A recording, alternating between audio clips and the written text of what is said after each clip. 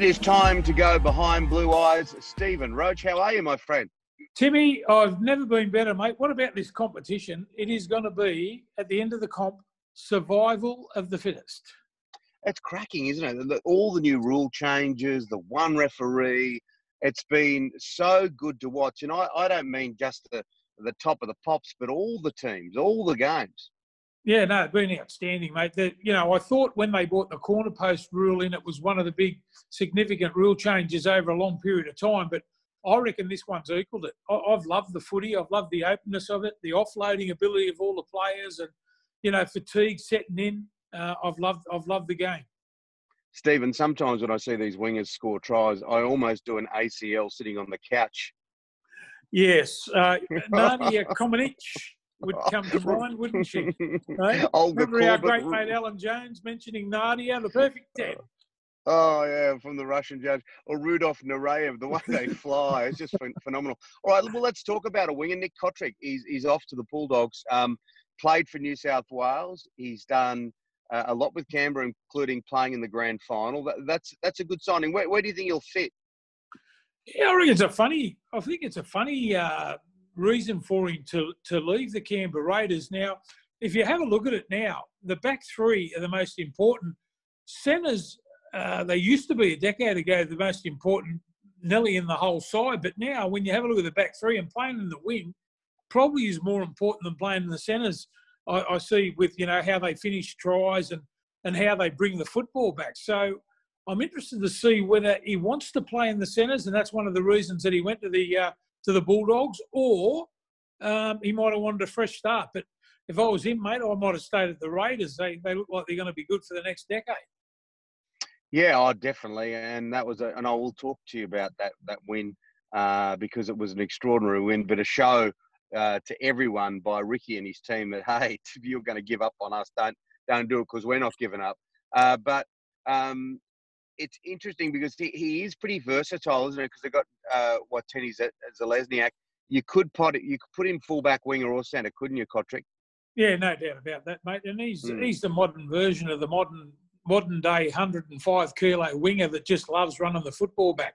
So, mate, he's going to be potent wherever he plays. But I just get the feeling now, that wingers are probably a little bit more important than the centres. All the centres will be blown up, of course, but I'm sure that Nick Cotric can play in any of those positions. And I was surprised, and mate, at the end of the day, it probably just comes down to money. But if he'd have stayed at Canberra and become a one club player, he would have got it back at the back end of his contract anyway, or even when he retired. Well, let's have a look at that win for the Canberra Raiders over the Roosters, Jack White and others. It was a very good win, wasn't it? Because there were people starting to say that, Canberra can't win. There's too much injury. Hodgson's ACL pretty much ends it for them. Perfect for Ricky Stewart, the ambush. He loves it, Ricky. I love the way that he coaches his footy side. And, mate, those sort of things gets him up. And, considering what happened to him in the grand final last year, whether you thought the better team won or at the end of the day we thought that the Canberra Raiders should have won, it doesn't matter now. But, revenge is perfect for the Raiders. They were down and out, backs to the wall, and somehow Ricky Stewart got his team up. So, mate, it was a great win, and it's a warning sign to every other side in the competition that these guys are still alive and kicking. Parramatta Tigers this weekend. Your West Tigers had a huge win last weekend. Freddie sort of defined them as a cranky little football team. They just get in there, get busy, and do some fantastic things. What about Ryan Madison? He comes up against his old club. What have you made of him at Parramatta after a fairly, it was a fairly vocal departure, wasn't it? He was getting a lot of headlines in and around things outside his football, and that's something that Brad Fittler in particular doesn't want to see too much of. Yeah, there's only things, Jimmy, that I've heard on the grapevine about what's happened. I wasn't there when apparently some of these things were said. Now, there's a lot of players that are dirty about it. I reckon it's good theatre. It's great for the game that the Tigers are going to take on Parramatta. And if he did say those sort of things that we've been reading headlines about, well, it's time for the Tigers to square the ledger. They played good last week against the Brisbane Broncos. You've got to look at the opposition. If you have a look at it now, this is the big test. But the DNA of the coach is all over the Tigers now. He's not afraid to drop the top players, and he'll bring them back in if they deserve or warrant to be brought back into the side. And he's starting to rebuild the team the way he wants them. And we want to see a Tigers side that'll fight over a bone on the ground, and I think we're starting to see that.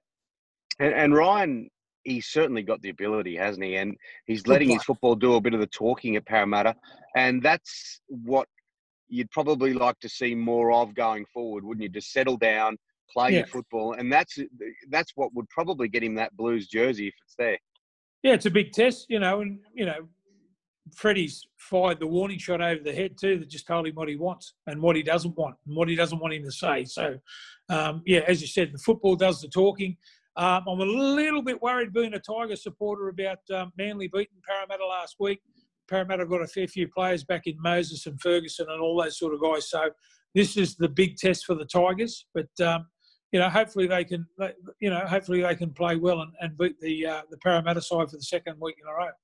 That was another inspirational win, wasn't it, Manly? And Jake Trbojevic giving his Churchillian blast, and up they went. It was a scrubby old game, but it was a good win.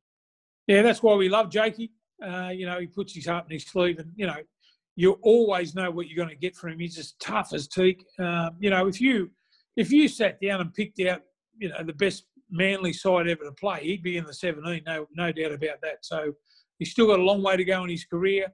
I loved the way he G'd his players up. I don't know whether it was, I think I might have saw two. Was it before the game and then at halftime? I think he was going at him again. So it had the desired effect. Fanua Blake back for the Manly side this week. So, look for them to get a little bit of a roll on now. What about Luciano Leilua? He sounds like he could be a tenor. I love it. I wonder if he can sing. But I'll tell you what, he scored a couple of tries. So I love him running the footy. He loves running those angles back on the inside shoulder, and he's a big, powerful thing. The good thing is that it looks to me like the Tigers have got him fit. So that was always the big thing. We always knew that he had a fair bit of ability, but now it's coming to the fore that, he can play longer minutes.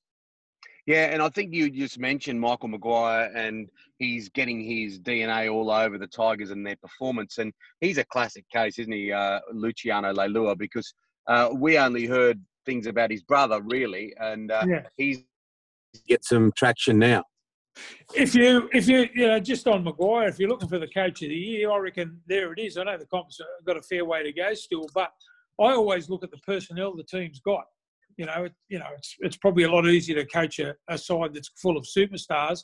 When you have a look at that Tigers side, apart from a young Harry Grant, who we wouldn't have seen probably this year until he got that transfer from Melbourne to the Tigers, he's got players playing, probably better than what they really are. So, hats off to him, and he's starting to make his team play the way that he wants.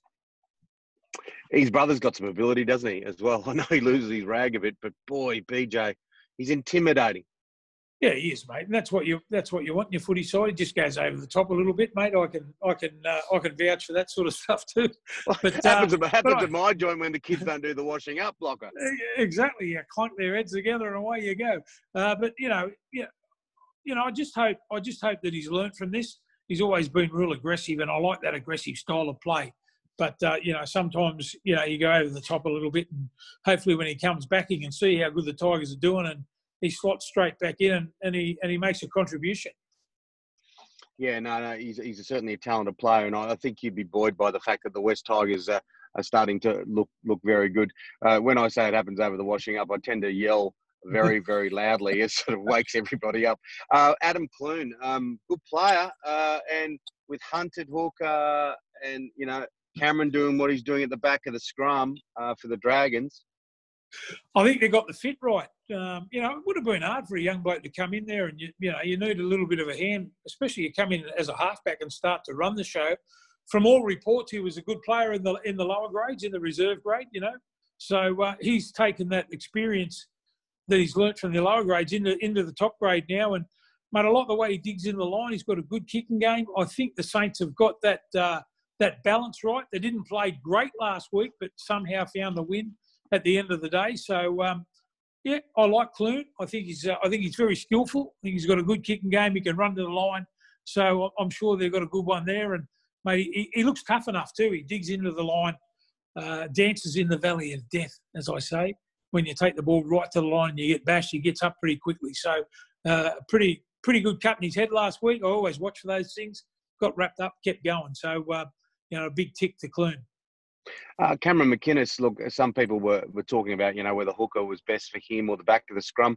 Well, there's a pretty strong school of thought, Steve, to say that, this may be a spot for him going forward if he wants to represent. There's been plenty of other players like him of his size, his stature, that really suit that back of the scrum.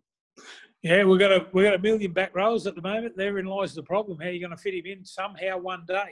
But I'll tell you what I do like about him. You know what you're going to get week in and week out. I've mentioned in the commentary, I've done a few Saints games, and mate, he's always first down there on the kick, always leads the line speed.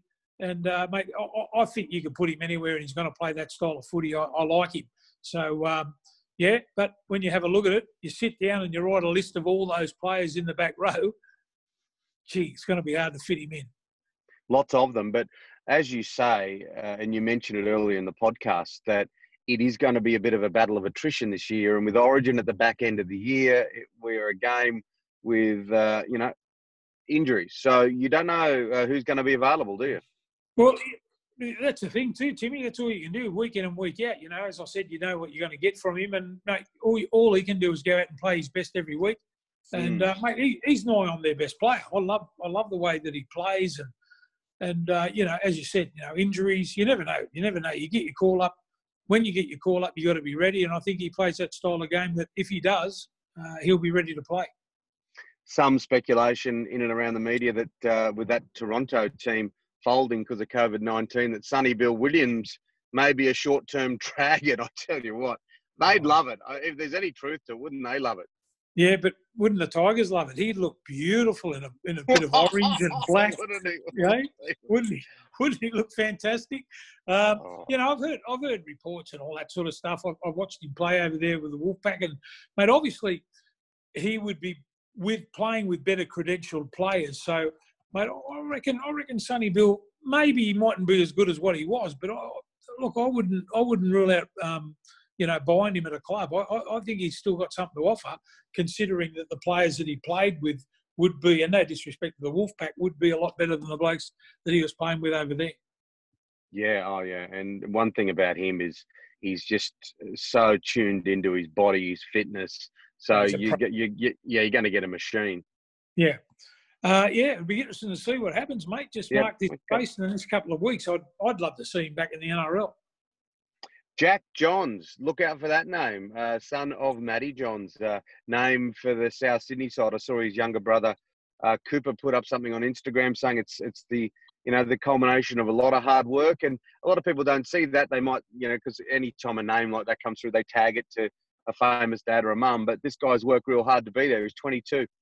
Yeah, he's done well. I mean, you hear all the reports out of South Sydney and people say, what a great pro he is. It would have been hard for all these guys too that were just on the verge of playing first grade or, not that far away, that they haven't been able to play any footy, and, they probably just play opposed all the time. So injuries, again, as we were talking about a little bit earlier, finally giving him his opportunity. I think knowing Matty pretty well, I think Matty is hell-bent on not saying too much and just being a dad. Not saying too much about footy, which you could give him a million words of advice about how to handle himself and how to play and all that sort of stuff. But I think talking to Matty that, he'll be happy that the kid's getting his debut, and he'll be looking more on the side of being a dad and being a support. Yeah, and he's going out. If he ends up in that 17, he's going out in a Broadway match, isn't he? South Sydney playing Canberra Raiders. Yeah, down there too, I might add. Could you pick a better debut? I mean, it's going to be I had a look at the weather report the other day. It was -3 there the other day. So playing your first game in first grade. I've still got a toe that hasn't thought out. A toe that hasn't thought out from doing sideline there a few years ago, Stephen. Off the bench, when I used to do sideline there for I could break my fingers off. They're like bloody lollipops. So it's a tough initiation, but you just got to get yourself ready mentally. You'll be sitting on the bench. Not only nervous, but also freezing. Yeah, so we wish him well. That'll be a cracking game of footy, won't it? Because, Canberra and Bateman back as well. Yeah. Yeah, I want to see. I loved the way the Raiders got up last week against the Roosters. Bateman back, mate, was the best second rower in the competition last year. So, mate, he would have got himself fit enough to play in this game. But South need to really show something. They're hovering around, hovering around the 8. They've got to beat a real big gun side before everyone can start talking about it. What about this Tigers-Eels game? Off a 46-0 win over the Broncos, up against a Parramatta side that has, as you say, Moses coming back, Ferguson coming back. BBF, mate, the bounce back factor. That's the thing that worries me about it. Almost impossible to beat out there on their home ground out there at Parramatta. So it's going to be tough for the Tigers. The Tigers are a little bit, in my way of thinking, a little bit about like the South Sydney side. They need to get a big scalp. So if the Tigers are to win this, then everyone will start taking notice of them. But as I said, Parramatta got a few players back, so it's going to be a tough evening. Cowboys in a game against Manly where they basically got a new coach. Not basically, they have. They got a new coach. Yeah, mate, I didn't mind the Cowboys' effort last week against Penrith. Penrith only put them to the sword in the last 15 or 16 minutes, and some good efforts, probably from Cleary too, mate. He was unbelievable. He was the one that just sort of lifted them out of their slumber for the first 60 minutes. But new coach, I did hear the other day some sort of stat. Everyone says a new coach comes in and they get the first win on the board for the new coach. It's a myth. I don't know what the percentage is, but I know that they were talking about it, and it's not all true that the new coach comes in and they get a win. Yeah, because Manly will be desperate to put 2 on the board, won't they? Desi will be fired up, won't he? Because they'll see this game as a very winnable game, even with all the injuries. And they reckon Tommy Turbo's hurt his hamstring again too. So goodness, that's sad news for not only himself, but also for the Manly side. But they have proved they can win without him, and they just got to get on with life without him, mate. As good a player he is, and probably their best player, they've just got to get on with life without him. Can Newcastle Knights fans dare to dream, Stephen, that they could possibly be there? Premiership time in 2020. Mitchell Pearce, your godson, flying along. He's taken it upon himself. Got the Bulldogs. Yeah, no, well, that's a game they should win, and win quite comfortably too. Dare to dream. You know what? I just look at that Bradman Best and all those sort of guys, and I still think they're on the up. I reckon they're going to be a lot better next year. I reckon it's going to take them. They talk about 30, 40, 50 games before you actually know the rort in the NRL. So based on that, they've got a lot of good young players. They just got to hang around long enough. Poor old Mitch, he doesn't get too old, and they just falter into the semi-finals down the track. Well, that's the fortunate thing for him, because he started at such a young age. He's not that old, is he? So he's got a bit of footy left in him. Yeah, hopefully. If you're the Newcastle Knights, for what he's done to that club over the last couple of years after he left the Roosters, you'd sign him for the rest of his career. So whether it be 3 or 4 years, if you were the Newcastle Knights, he's their spiritual leader. He's the one they all look up to, and he can bring all those young fellas through. So, do they dare to dream? For me, Timmy, you asked me the question. Not yet. I reckon next year might be a lot better for the Newcastle Knights. His little story in this capsule, when I talk of Mitchell Pearce, is a great example for young people and young football players or sports people listening to our podcast today about overcoming adversity, overcoming setbacks, and where you can go to, because it's so important, isn't it? It's not only important in sport, but it's important in life that, when you hit a setback, it doesn't have to floor you. You can come back out and thrive, and it's great to see when it happens. That's what separates, good players and, good players to great players. The blokes, everyone in your career, you're going to have some setbacks, injury-wise or whatever happens to you. I think the easiest thing too, Timmy, is to give up, mate. If we could say one thing to all the young blokes out there, that, if you get a little bit of adversity, you can't give up. You just got to keep going. So, yeah, I'm interested to see when I watch young players play, especially young blokes that come into the NRL and they get injured, I always like to see how they come back. So there's always the easy way is to give up. So hopefully that doesn't happen. Bradman Best, just quickly, is he a little young, do you think, for Origin? I know that, if you're good enough, you're old enough, but what do you think at this point?